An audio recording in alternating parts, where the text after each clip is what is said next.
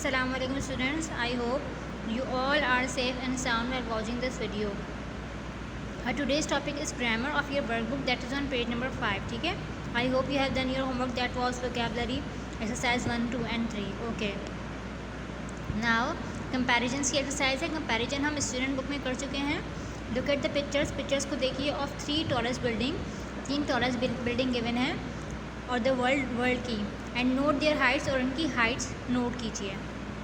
Okay, अब आप ये 3 पिक्चर्स देख रहे हैं. ठीक है, 3 बिल्डिंग्स है आपके पास. Number 1 is Burj Dubai, 818 metres इसकी हाइट है. Second one is CN tower 553 metres, and the third one is Empire State Building 381 metres. ठीक है, हमने इनकी स्टडी कर ली है. Now coming to the exercise, fill in the blanks with suitable words. आपको कुछ ब्लैंक्स गिवन है. ठीक है, आपने सूटेबल वर्ड्स के साथ इनको फिल करनी है, और जो सूटेबल वर्ड्स हैं वो इन्होंने आपको दिए हुए हैं. ठीक है, okay. Number 1 is the shortest, सबसे छोटा. टॉलर देन, जब हम 2 बिल्डिंग्स को आपस में कंपेयर कर रहे होंगे तो हम द टॉलर देन यूज़ करेंगे. ठीक है, next is not as tall as, उतनी लंबी नहीं जितनी के.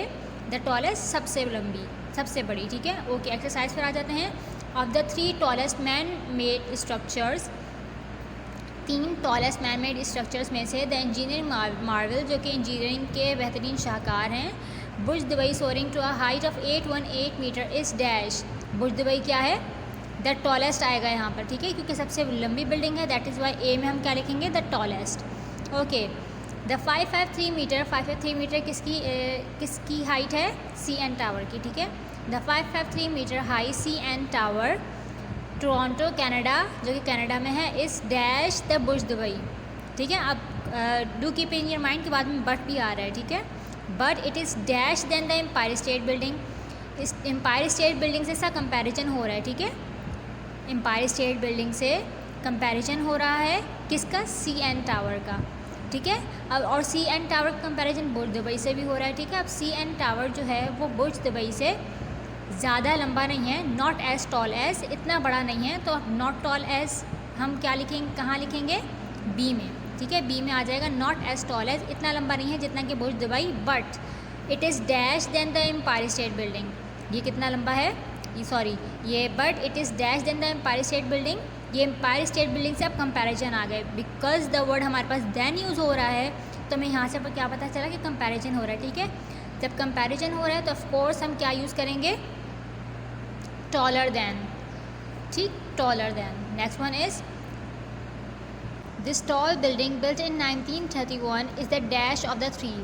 दिस टॉल बिल्डिंग मीन्स हमने जिस बिल्डिंग की लास्ट ब्लैंक में बात की है. लास्ट ब्लैंक में हमने किस बिल्डिंग की बात की है? एम्पायर स्टेट बिल्डिंग की. ठीक है, तो एम्पायर स्टेट बिल्डिंग के बारे में क्या कह रहे हैं? This tall building built in 1931 is the dash of the 3. बाकी तीनों से कंपेयर कर रहे हैं हम इसे. ठीक है, सो क्या है? ये सबसे ज़्यादा शॉर्टेस्ट है. शॉर्टेस्ट के लिए हम यहाँ पर क्या लिखेंगे? डी ब्लैंक में हमारे पास क्या आ जाएगा? शॉर्टेस्ट. ओके. नेक्स्ट एक्सरसाइज आपके होमवर्क है. ठीक है, दैट इज़ एक्सरसाइज नंबर 2. ठीक है, ब्रीफ कर देती हूँ आपको, सॉल्व करने में इजी हो जाएगा. एक्सरसाइज 2 में आपको क्या कह रहे हैं? Look at the data about 5 countries of the world. 5 countries का डेटा आपको गिवन है, 1, 2, 3, 4 एंड 5. ठीक है, 5 कंट्रीज़ का डेटा गिवन है. Make a comparative study of the data. Comparative study आपने करनी है. Fill in the blanks using more than, the same और फिर देन. ठीक है, ये 3 वर्ड्स यूज़ करते हुए आपने इन ब्लैंक्स को फिल करना है. ठीक है, मोर देन मीन्स ज़्यादा के लिए यूज़ करते हैं.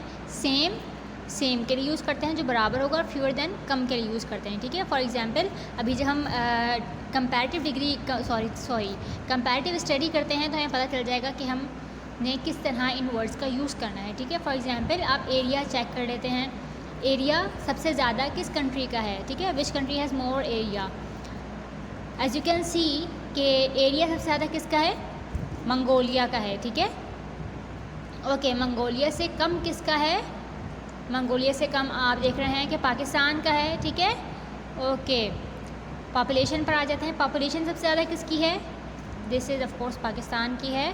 सो पाकिस्तान की पॉपुलेशन सबसे ज़्यादा है. सेकंड नंबर पर पॉपुलेशन किसकी आ जाती है? बेल्जियम की.